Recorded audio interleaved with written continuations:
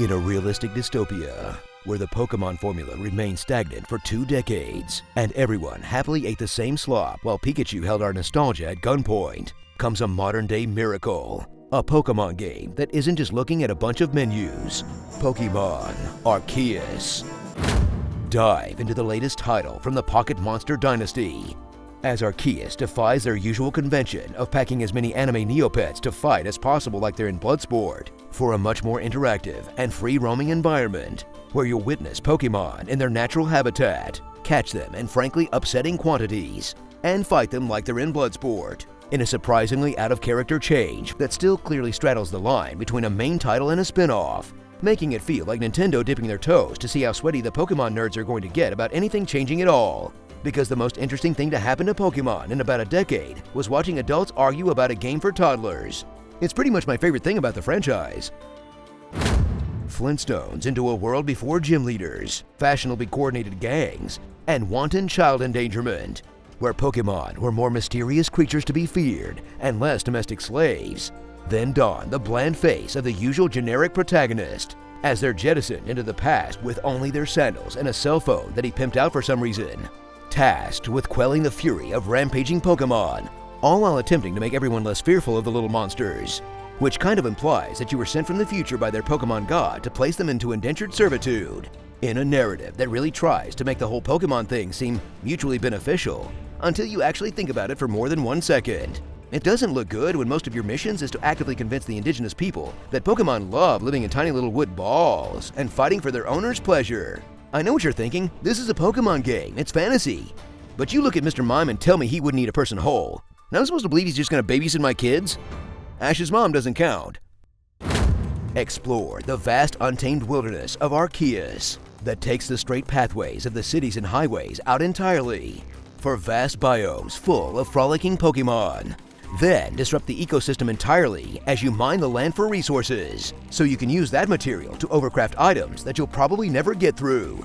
Then traverse through land, air, and sea, as you're gifted with Pokémon that don't take up a whole slot as an HM slave, which you'll use to navigate from objective to objective, while catching Pokémon in Costco bulk to pad out your Pokédex and accumulate points Pokémon Snap style, which sounds fun enough, but ends with you just camping Vidus until you've caught like 20 of them. In a much needed refinement of what it means to navigate a Pokémon game that, despite its overall simplicity, still feels fresh in this context. And the fact that you don't get jumped by 20 people just going down a walkway helps a lot too. I'm pretty sure that whole waiting to battle thing is just a form of extortion. Toss your Pokémon into the fray once again, as you contend with the concessions Game Freak made with the mechanics of this title. As you stalk Pokémon in the open, skulking through tall grass, throwing bait and lures, so you can position yourself to get that perfect concussion to the back of the head that will either lead to a hassle-free catch or a very angry Pokémon that will aggro at you like you owe them money. Ah! Why are you running? Why are you running? As you dodge, cower, or flee from their attacks, which you'll certainly avoid because you played way too much Dark Souls to not roll out of this baby shit. And the biggest challenge will be actually forgetting you don't have a ball equipped and accidentally throwing a Pokémon. Then jump into the most unchanged portions of Arceus that will have you playing the same turn-based game of rock, paper, scissors, gun, which is about the usual experience of either wiping out whole swaths of Pokémon or getting your Pokémon one-shotted because of an incompatible type that will certainly hurt worse with the introduction of styles, allowing a Pokémon to either hit heavier or hit more often, meaning they might end up taking out 2 Pokémon before you even have a chance to do anything, if they aren't just straight up kicking the crap out of you in 3v1.